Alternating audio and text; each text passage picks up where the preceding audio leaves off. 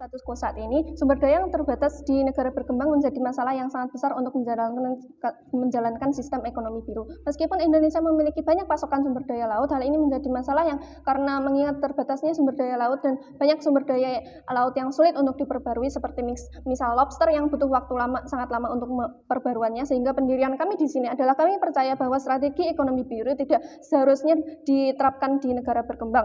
Dan dengan tujuan yaitu kami ingin perkembangan ekonomi yang stabil dan berkelanjutan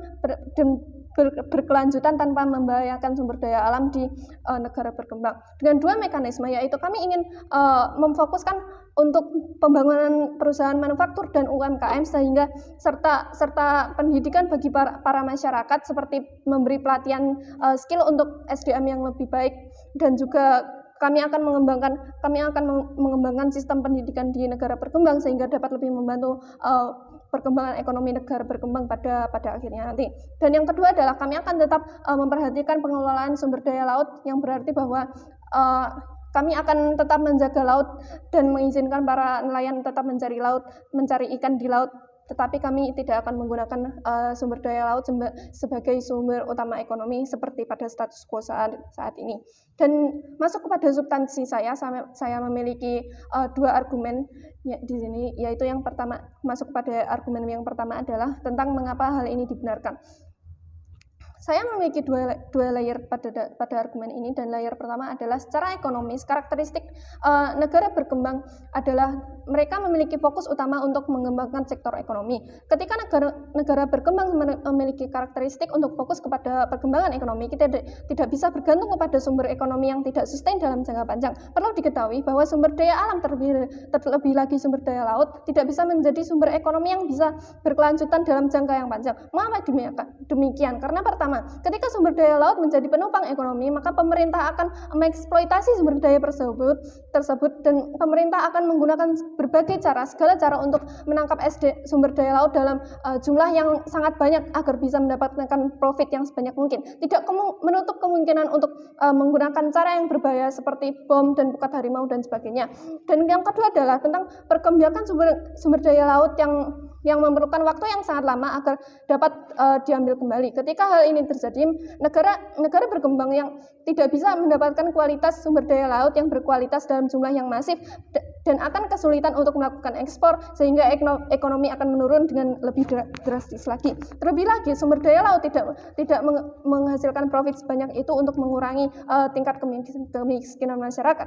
Para nelayan akan mendapatkan hasil yang kurang dari UMR, sehingga kami percaya bahwa ekonomi biru tidak bisa menciptakan kondisi ekonomi yang stabil bagi negara berkembang dan tidak bisa memberdayakan rakyat sesignifikan itu, sehingga hal ini tidak bisa dibenarkan. Dan masuk kepada layer kedua adalah tentang secara lingkungan.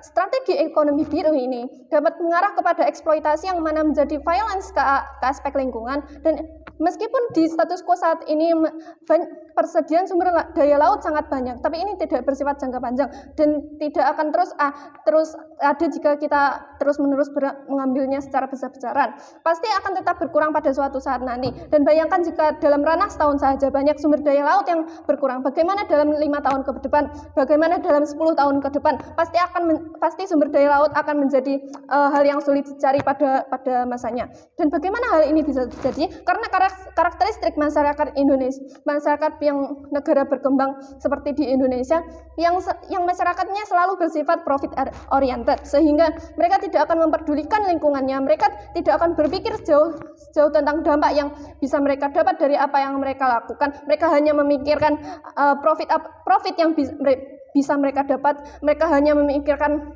untuk mendapat profit sebanyak mungkin. Seperti misal pabrik, mereka menghasilkan banyak limbah pabrik yang pada akhirnya nanti akan meracuni sungai dan lingkungan sekitarnya, sehingga eksploitasi ini sangat mungkin terjadi, dan sehingga akan berdampak kepada air yang tercemar, ikan yang tereksploitasi dan susah dicari pada masa depan, dan lain-lain. Terlebih lagi, negara berkembang masih belum memiliki cukup teknologi untuk mengambil sumber daya laut secara ramah lingkungan. Seperti contoh, mereka masih menggunakan pukat harimau untuk mengambil ikan, dan hal ini berbahaya karena merusak ekosistem laut seperti terumbu karang dan lain-lain.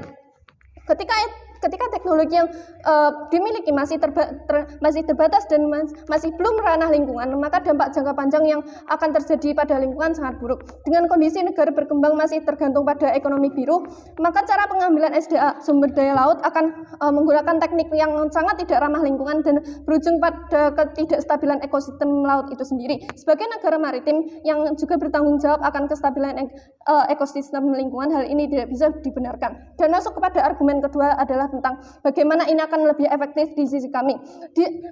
Dan layer pertama menjelaskan tentang di sisi kami akan memiliki sumber daya yang lebih berkelanjutan. Karena kami tidak mengutamakan sumber ekonomi pada sumber daya laut dan masih mengelola kelautan dengan baik. Maka pada akhirnya ekosistem laut akan terjaga secara jangka panjang, tidak akan tercemar dan tidak akan menggunakan pukat harimau atau bom secara masif. Dan hal ini menunjukkan bahwa kami masih bisa menjamin para nelayan untuk tetap bisa mencari ikan di laut pada nantinya, sehingga para nelayan tetap bisa mendapatkan income di masa depan untuk menghidupi diri mereka sendiri dan juga keluarganya. Sebagai komparasi di sisi oposisi, sumber daya laut akan terus dieksploitasi dan nantinya pasti akan berdampak buruk ke para nelayan itu sendiri karena sumber daya laut akan terus berkurang di sini mereka, dan mereka akan terus susah mendapatkan ikan sehingga income mereka berkurang dan menyulitkan kehidupan sehari-hari mereka.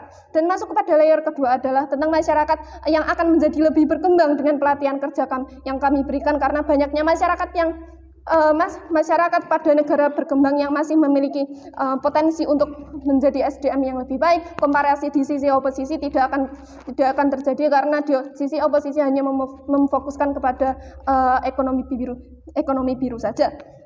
Sehingga di sisi oposisi tidak akan mendapatkan SDM yang lebih baik, yang lebih berkembang, sehingga pasti akan berbahaya bagi ekonomis negara berkembang itu sendiri, karena karakteristik negara berkembang yang masih sangat lemah dan masih perlu dukungan dengan baik, dengan ramah pada masyarakatnya untuk menjadi sumber daya yang lebih baik, untuk menjadi negara yang lebih maju, sehingga kami percaya kami memenangkan debat ini.